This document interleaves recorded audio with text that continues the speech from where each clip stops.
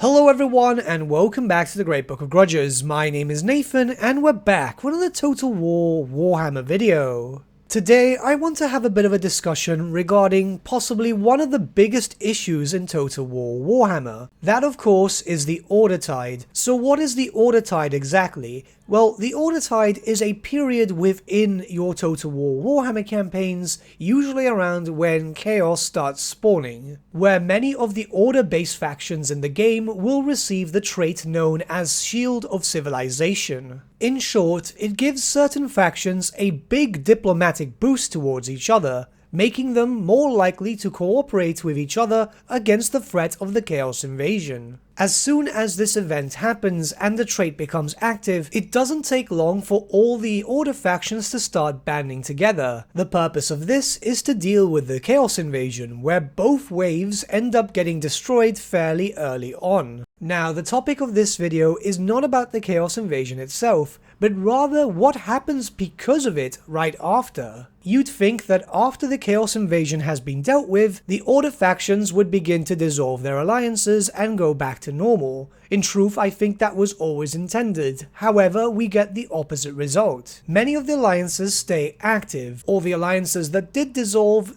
don't generally end up going to war, as their diplomatic relations are so high that the factions themselves don't see each other as a threat. What does happen is that these Order factions, now having dealt with the Chaos Invasion, they need a new punching bag. So with that, their attentions turn to any remaining destruction, chaos, or neutral factions. Some examples are of course the Vampire Counts, the Skaven, the Tomb Kings, the Dark Elves, Norsca, pretty much any faction which doesn't fit that whole typical good guy trope. And it doesn't take long for the now established Ordertide to start turning their attention to them. The issue here of course is that most of these other factions will not join up with others. They normally act very independently from each other, and not only that, but they'll also wage war against each other too. So many of these independently acting factions are dealing with wars at multiple fronts, while the Ordertide itself gets stronger due to how diplomacy works in Warhammer 2. Now let's bring in a basic example here.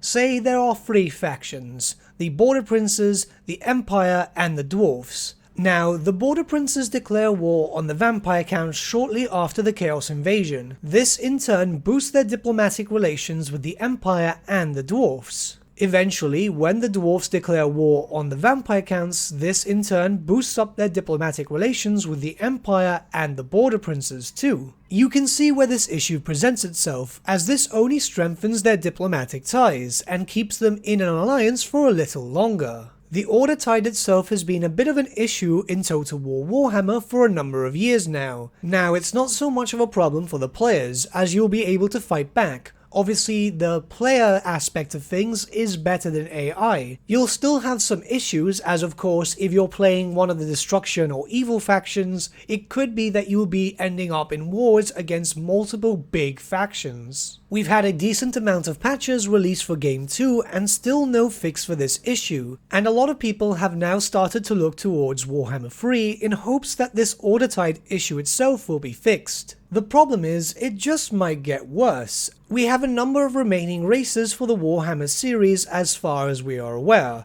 The Chaos Dwarfs, the Chaos Demons, the Dogs of War, Cathay, the Ogre Kingdoms, and of course Kislev. The Dogs of War, Cathay, and Kislev are presumably all to be Order-based factions. While the Dogs of War themselves are mostly neutral, it makes sense for them to join up with the Order factions against the Chaos Invasion. Now, it has been hinted that we're going to get mono-god factions, meaning that we are going to get a lot more chaos implemented into the game, which in theory should help out with the Chaos Invasion and stemming the tide of the Ordertide.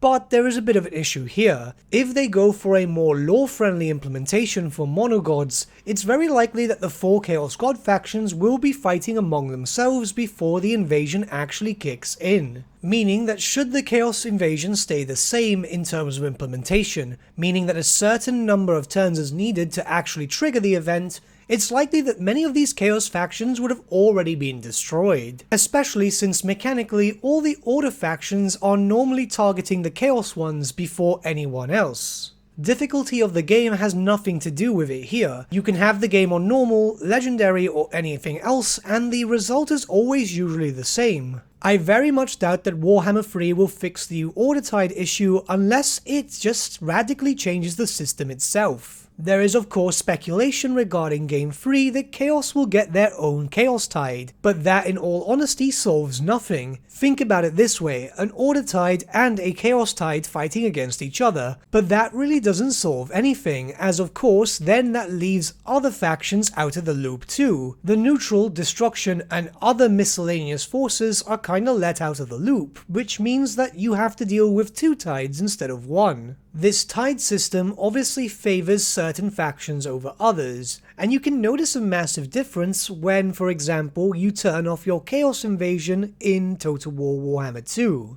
When the Chaos Invasion does not happen, as there's no Chaos Invasion whatsoever, then Shield of Civilization doesn't come into effect, and it's much more noticeable when it comes to that, as of course, without all the Order factions banding together, then what happens is the game truly becomes more of a sandbox experience. I've seen it myself when running a few games without Chaos Invasion whatsoever. It just makes things so much more different. Factions like the Dark Elves have a bigger chance to expand, and will usually start working towards Lustria and Ulthuan without any issues. You'll also see more interaction between the Order races, where I've seen the Empire start fighting against the Dwarfs, or even the High Elves invading Bretonnia. It becomes much more of a fun experience, rather than knowing eventually they'll all band together. If Creative Assembly want to completely tackle this issue, then they'll have to either remove the Shield of Civilization trait, or rework the Chaos Invasion entirely, where maybe they won't focus on destruction forces, and not allow for so much alliances, or maybe limit the alliances possible by Order factions, but that kinda removes the sandbox element. Just removing the trait and giving some bonuses to other factions might work in a better way, but the issue has been active for around, 4-5 years?